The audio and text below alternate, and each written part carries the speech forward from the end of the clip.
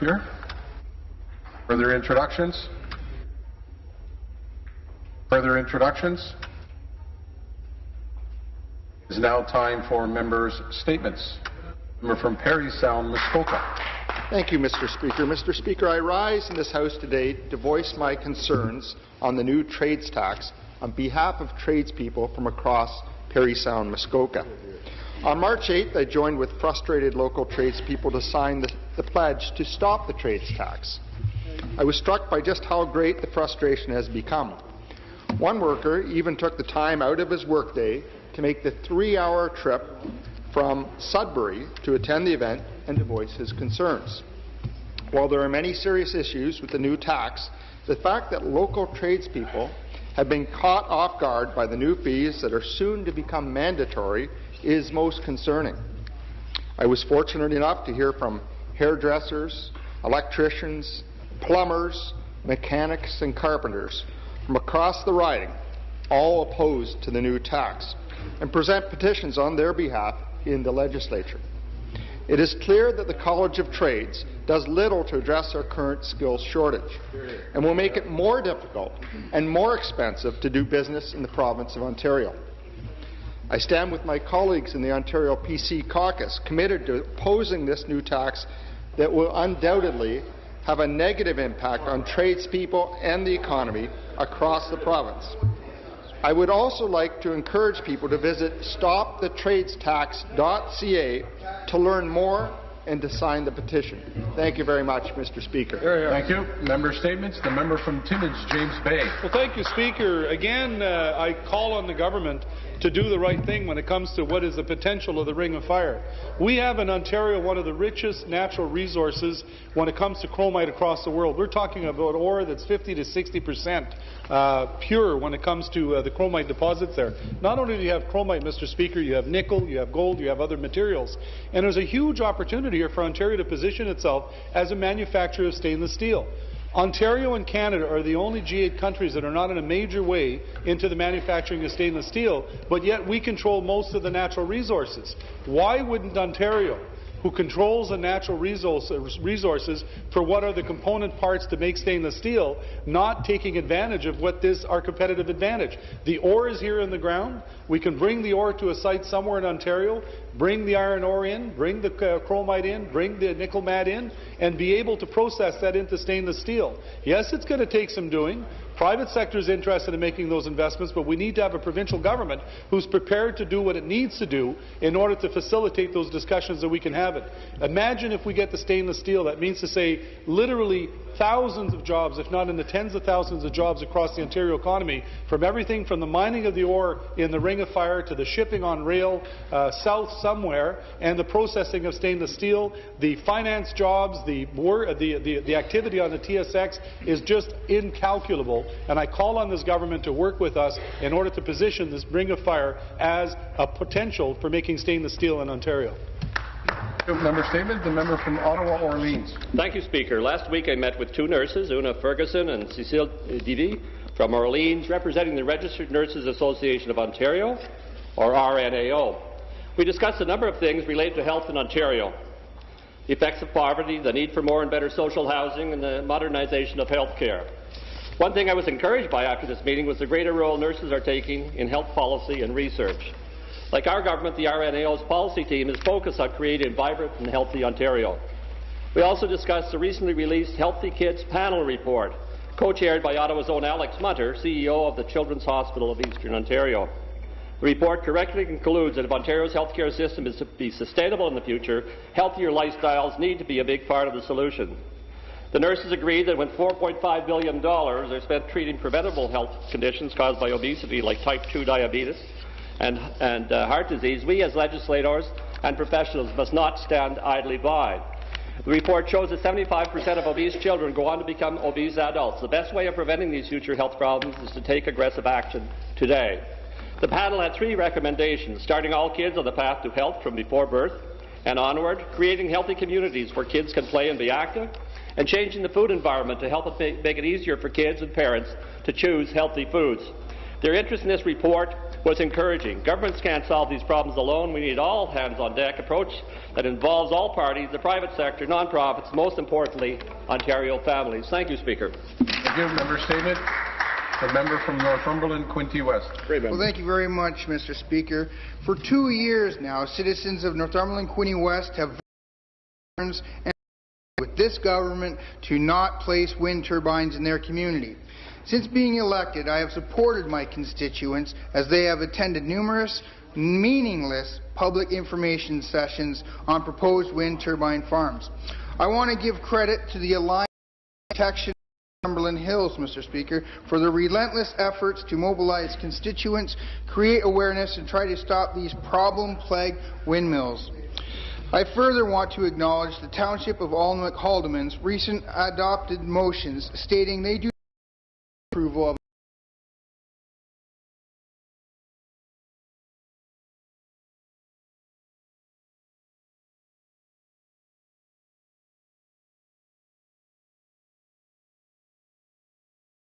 Both I and my constituents were encouraged when the new Premier said that projects such as wind turbines would only go to willing host communities. Well, based on extensive local consultation, it is increasingly clear that communities within Northumberland Quinte West are not willing hosts. They don't want them. A moratorium on wind turbines is long overdue. I insist that the Premier and the Minister of Rural Affairs, Mr. Jeff, stop saying they are going to listen to rural communities and actually listen to rural communities. Stand up for rural citizens and municipalities and issue the wind turbines immediately. What are they saying? Thank you. The member statements. The member from Davenport. Thank you, Speaker. On behalf of the constituents in Davenport, I'd like to congratulate the new Premier of Ontario. We all watched closely, and many of us rooted for you to make history back in January at the old Maple Leaf Gardens.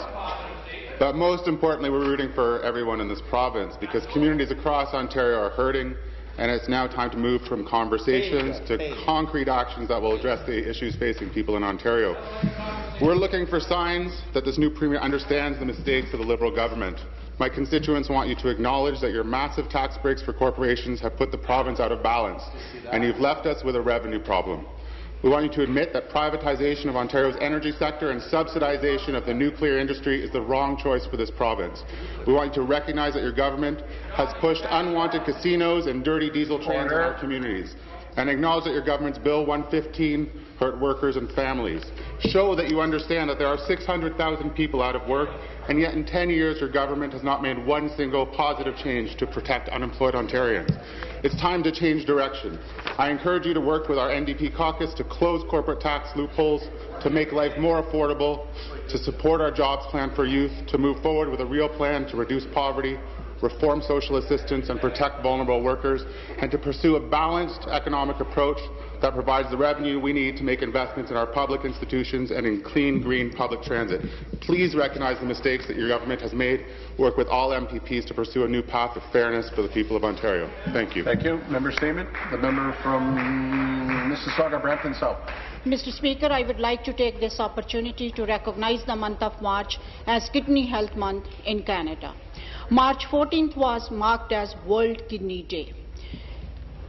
An estimated 1.5 million Ontarians have or are estimated increased risk for developing chronic kidney disease. Recent studies show that chronic kidney disease patients who receive early guidance and dialysis treatment have a significant lower risk of death. During this Kidney Health Month, I wish to acknowledge leadership role in promoting prevention and awareness of Ontario Renal Network, the Kidney Foundation of Canada, other renal partners who are providing care, and globally leader-based company in my riding, Baxter, Canada.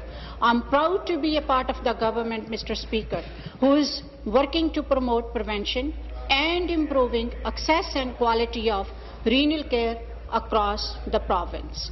I would like to encourage all members of this House to raise awareness about the importance of kidney health in their communities. Thank you, Mr. Speaker. Thank you. Member statement. The member from Durham. Yes, thank you very much, Mr. Speaker. I want to start by telling people in this House, Durham region is the home to the once famous Winfield Farm race track and breeding farm, home to Northern Dancer, one of the most prized horses ever in Canada and North America. Also, very well-developed equine industry throughout. All phases of standard-bred horses, training, saddlery, you name it, as well as quarter horses at Peacock Downs. But, Mr. Speaker, what's most disheartening is this March the 30th will be the last race day at Kawartha Downs near Peterborough. Many of the participants there are from my riding of Durham and elsewhere that are going to be disappointed. This means a loss of 800 local jobs and at the end of a 40-year tradition. And it is a direct result of an intervention by Dalton McGuinty and Kathleen Wynne's government in ignoring rural Ontario with the abrupt cancellation without notice or debate on the Slots at Racetracks program. This government's cancellation of a partnership that worked, it created 60,000 jobs in rural Ontario and provided $2 billion a year in revenue to the province of Ontario to help health care, to help education. Durham Riding is proud to be the home of racing industry leaders such as Glenn Van Camp, owner and breeder of Sand Pale, the top standard-bred horse in the world. Wow. Also home as well to Tara Hills, the top breeding farm in Canada. Thank you. Now been cancelled. It's a shame what they've done to the industry. Thank you. Just a reminder to all members, the member from the Minister of Rural, the member from Rural Affairs, the Minister from Rural Affairs will come to order, and when I'm standing, nothing happens. Reminder to all members that we refer to each other either by their riding or by their title. It removes the downward spiral of being negative to each other. So I will now entertain the next statement, the member from Eglinton Lawrence. Thank you, Mr. Speaker.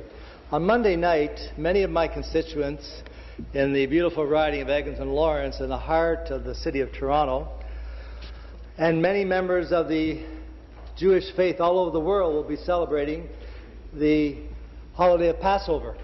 Passover is a time to remember and commemorate the liberation of the Israelites from their slavery in Egypt. The ancient story of the Exodus from Egypt, which explains how the Israelites achieved their freedom from slavery, is one that Ontarians of all faiths can still appreciate today.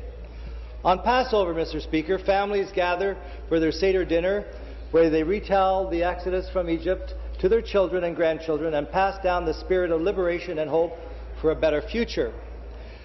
The foods eaten during the Seder symbolize slavery and freedom, such as matzah, an unleavened flatbread, which symbolizes the bread that the Israelites made very quickly, fleeing Egypt, because they didn't have time for it to rise. And there's many other wonderful foods that are served, like horseradish, maror, and horsat, and apples and nuts. Anyways, it's a time to remember and reflect, and I want to wish the entire Jewish community across Ontario a very healthy and happy and meaningful Passover with lots of gefilte fish, chicken soup, and many, many matzah balls. And I say to all my Jewish friends and constituents, Hag Sameach, Mr. Speaker. Hag Sameach. Your member's statement, the member from Elgin, Middlesex, London. Thank you, Speaker. I'm proud to rise today and just announce March is also National Nutrition Month for the month of March, and the theme is Eat Right, Your Way, Every Day. So it's to take into account that your lifestyle has choices in the way you eat, your ethnicity has a way you eat, and how you prove yourself to your children has a way to eat. You want to ensure that no matter where you come from, you're making healthy choices every day. Because if we do not start by improving our eating choices when we're young, middle-aged, or old, our healthcare system will continue to be burdened by disease and illness, which should be and can be avoided with proper nutrition. So on behalf of the dietitians of this province, the moms that pack our lunches, the dads that buy us the pizza on the Friday night. I want to say thank you very much. Keep nutrition in mind, and it is very important that we look forward from this day forward, starting in March, planning our nutrition appropriately. I know as MPPs in this House, our eating habits are horrible, and I think we should all get together and somehow provide that our receptions at night are healthy choices. Thank you very much. I think that begs a response. I'm sure the dads do serve healthy pizza on Fridays. And I thank the member for his statement. In the House today, as is the custom of the Speaker, to announce visitors that were once here on a professional level. We have with us in the members' gallery from Mississauga North, the former MPP Terry Jones in the 30th, 31st, and 32nd Parliament. Thank you for being with us. Welcome.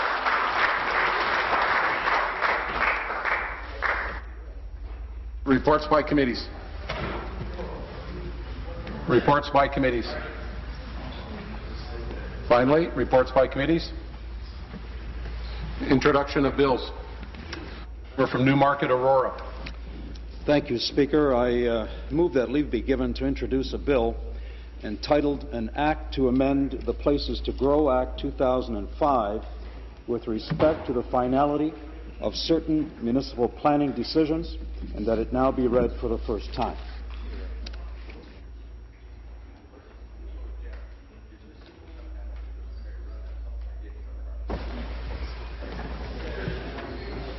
Mr. Cleese moves that leave be given to introduce a bill entitled An Act to Amend the Places to Grow Act 2005 with respect to the finality of certain municipal planning decisions, and it now be read for the first time. Is the pleasure of the House. The motion carried? Carried.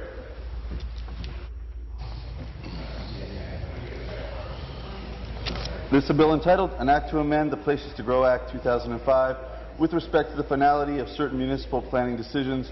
First reading of the bill, Premier Lecture, Projet de Loi. The member for a short statement. Thank you, Speaker. Speaker, from time to time, legislation that's passed in this House has unintended consequences. And when that comes to light, I believe it's our responsibility to amend that legislation to ensure that it serves the public interest. The Places to Grow Act 2005 and its companion legislation, the Growth Plan for the Greater Golden Horseshoe, is an example of that. And specifically, with regard to the direction for intensification of new growth to existing built-up areas. Often, Speaker, even though local municipalities would deny that application, that would impact the character, the quality of life, and the property values of existing neighborhoods are overturned because of the way the existing provincial legislation is written. That decision by the local council is often overturned by the Ontario Municipal Board.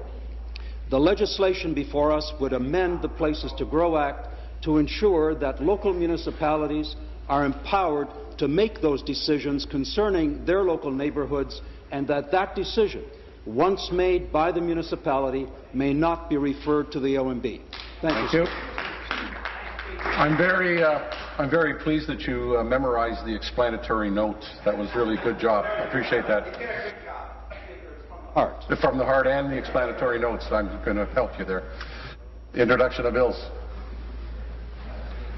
Introduction of bills. Finally, introduction of bills. Motions. No motions. Statements by ministries.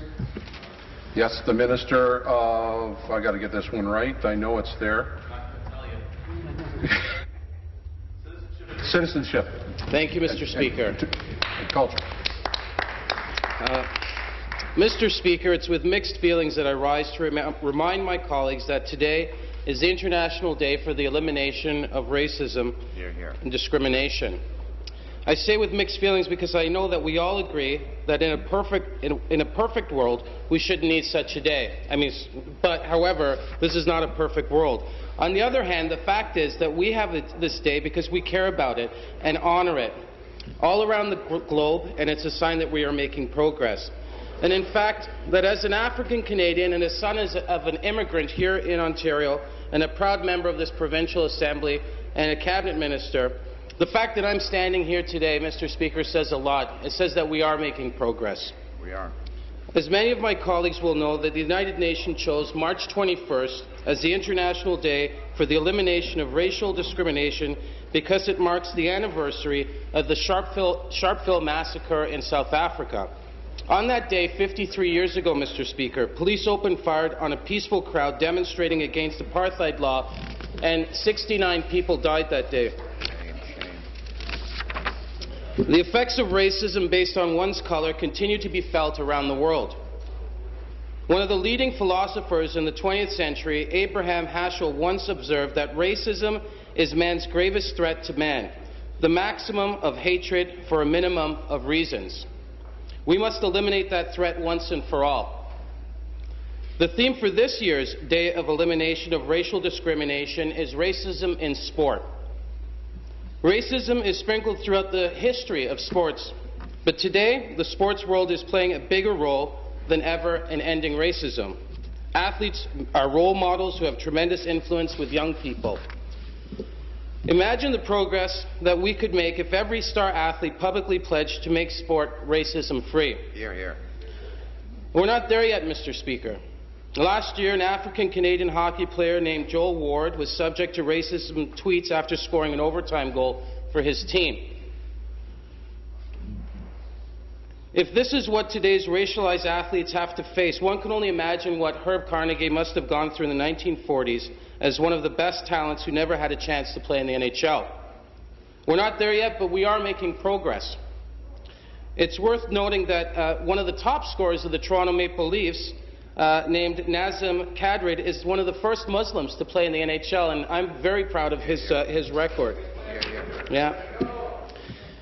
And so on this day, I call everyone in this House to consider how far we've come on fighting racism and how far we have left to go. We are men and women of influence in this chamber. We represent a province that is a model of civility and diversity, but even in Ontario, racism still exists. Let us all work together every day until it is no longer true. Here, here. Let us publicly pledge to do our best to make this House and this province racism-free. Thank you very much. Absolutely. Thank you. I apologize to the Minister of Citizenship and Immigration for fumbling his title. And I thank you for your statement. Minister, statements? Statements by ministries? Now time for responses. The member from Burlington. Thank you, Speaker. And thank you to the Minister of Citizenship and Immigration for his heartfelt thoughts. I'm honoured to rise today on behalf of the Ontario Progressive Conservative Party and to speak to the International Day for the Elimination of Racial Discrimination. The theme of this year's event is racism and sport.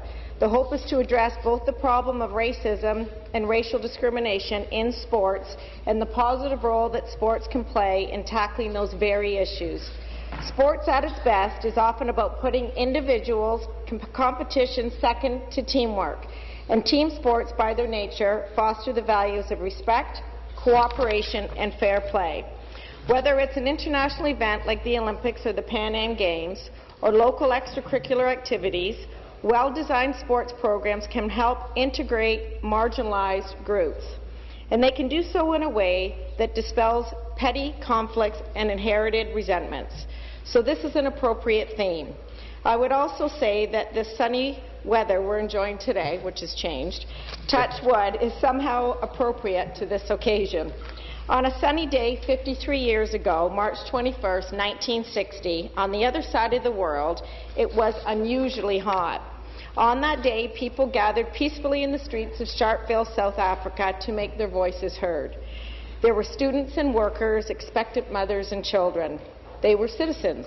And they were gathered in the streets of Sharpeville because although they were citizens, they were not equal, because they were black South Africans. And in Apartheid South Africa, they were forced to carry passbooks.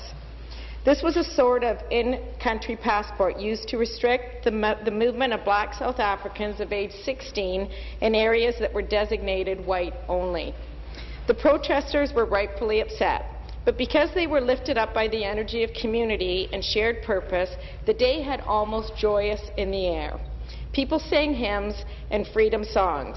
They had gathered in the morning outside the Sharpeville police compound, and as the day wore on and the sun bore down, their numbers dwindled. But many remained because they were so committed to the principle of equality. They were also deeply committed to peaceful protest. But around 3 p.m., all of that came to an end. Without warning, the police opened fire on the crowd with machine guns.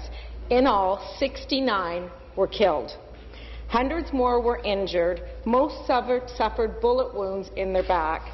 There were people running for their lives. Shortly after the gunfire stopped, it began to rain, building to a thunderstorm. The downpour would wash away the blood, but not the stain. The Sharpeville massacre marked the beginning of Part 8's most brutal chapter. It shocked the world and led the United Nations to create the International Day for the Elimination of Racial Discrimination. In doing so, the UN called on the international community to intensify efforts to eliminate racial discrimination in all forms. Part 8 was discarded in 1994. Racism is not dismantled so easily. Racism doesn't need razor wire machine guns, armored cars, or passbooks to exist. It can reside in political and business institutions. It can reside in organizational structures and legislation. It can reside in individual and collective mindsets. And so the task of conquering racism and racial inequality requires that we address both the public policies and private attitudes that perpetuate it. And by we, I mean all of us. Hear, hear. All people need to engage with this issue in a meaningful way, to have difficult, frank discussions about this subject, and to work towards real solutions. In 1960, the world had very different attitudes than it does today. Racist laws and practices have since been abolished in many countries. The United Nations has constructed an international framework for combating racism. But for all that progress, too many communities are divided, too many societies suffer under the dead weight of racial discrimination.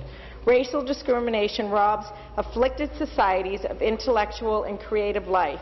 It dampens the spirit of innovation, and it betrays the basic promise of freedom and dignity that all people should enjoy. Hear, hear. I hope that all of us here and those looking on will rededicate ourselves to this cause and recognize that if we are going to live in a better world, then we all have to take ownership for that task. Thank you, sir. Hear, hear. Thank you. Member's response. The member from Bramalea Gore Malton. Thank you very much, Mr. Speaker. I am very honored to rise today to share my thoughts on today's special day.